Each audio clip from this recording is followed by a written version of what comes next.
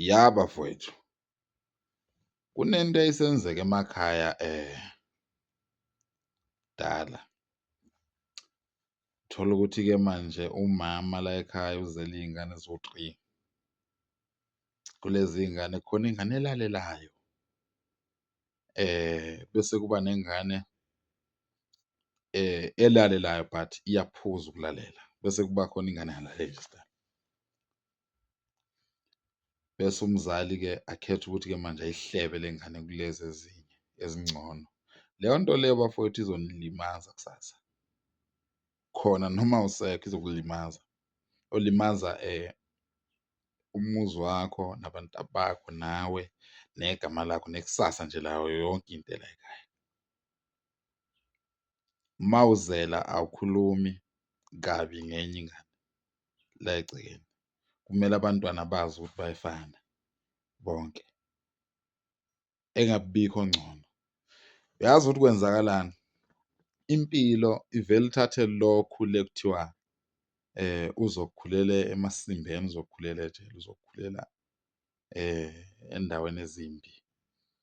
Ivele imthathe imenze umuntu omuhle kakhulu emphakathini, umphakathi umthande lo muntu abe yinidi. You understand? Bese kuthi lo wena okade uzitshela ukuthi njengoba ukhipha imali, umqoqisa kahle, umfundisa, umnikeza yonke into ayifunayo, aku-disappoint-e, avele amithe ena-16 noma ena-14, ayeke isikole, ajikele wena because ingane uma uyifundisa ukuhleba izohleba wena uma usuzama ukuqinisa isandla. Angithi manje leni siya-achieve-a, le kade kuthiwa yona iyabheda, siya-achieve-a phela. Le yakho wena kade oyikhulisele ngaphansi kwe-pitkot isiqala-ke manje ukubheda, iyakubonisa ukuthi loku hlebo ongifundise khona senginakho, sengiphasile, sengiyakwazi, ngakuhleba manje, yabo? Ungakhali, kwamukele, kwamukele uwe ofundisa ingane udlongudlongo, uxhwanguxhwangu, wena isixhwanguxhwangu sokuqala. Ma abantwana bekhula bafowethu eyi, abantwana bayisikhali sokuvikela wena kusasa.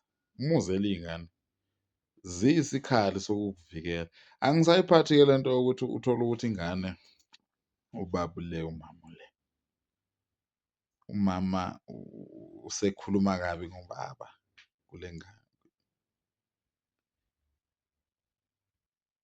Uyinikeza isikhiye sokuvula lo mnyango kuthiwa ukudelela umzali ongaphezu kwakho. Angithi wena uwumama enganeni, ingane manje i-confused, ayazi kwenzakalani. Impi indala yayifica ivele ikhona le mpi. Wena usuyithatha manje uyifida lezi iy'ngubo zakho olele kuzo wena. Uyifida insila yengubo zakho, le ngcekeza le ohleli kuyo wena uyayivikela, uyithatha uyenza amadanone, uyayifida le ngane. Le ngane izohamba ihambe ihambe ihambe lihlangane ikhanda. Lithi mase lihlangene ikhanda ibone ukuthi hayi mama le nto kade ungidlisa nayo iyabheda le nto. Ubaba kahle kahle u-right, unalo iqiniso, okanye baba uyabheda, umama uyena o-right. Le nto yiyo phela egcina-ke manje idala ukuthi-ke kugcine sekunabantu abaloya nayo. You understand? Le ngane izothatha the very same system okade uyisebenzisa wena uyifundisa ukuthi umuntu omdala uyathuka, umuntu omdala kuyakhulunywa ngaye isinoma kanjani, ithuke wena ikhulume ngawe isinoma kanjani because ifundisile angithi? Yeah, anothi manizitshela iy'ngane zenu ukuthi ubaba wakho uyinja, uma wakho uyilokhu nalokhu, niphinde nimtshele emva kwalapho oyitshele ingane ukuthi ngiyabheda mntanami, ungafani nami. ukuze ungabulali isizukulwane esizayo. Njengoba uphila lesikhathi osiphilayo, kumele ukuthi urecruit-e, ugrume abantu abazoba wuwe for the next generation.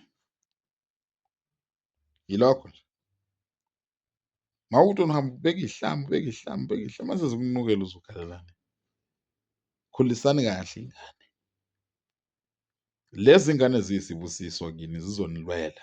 Amandla umuntu aphela. Umuntu uma ethi 50 years bheka phansi. Zisenamandla iy'ngane. Seziyakutshela nazo ukuthi hhayi baba awumancane. Sibhizi, awumancane ngey'nganekwane. Ubone nawe ukuthi indaba yakho ayisekho. Ngakho-ke bafowethu, iy'ngane everywhere, please, zifundiseni umthetho.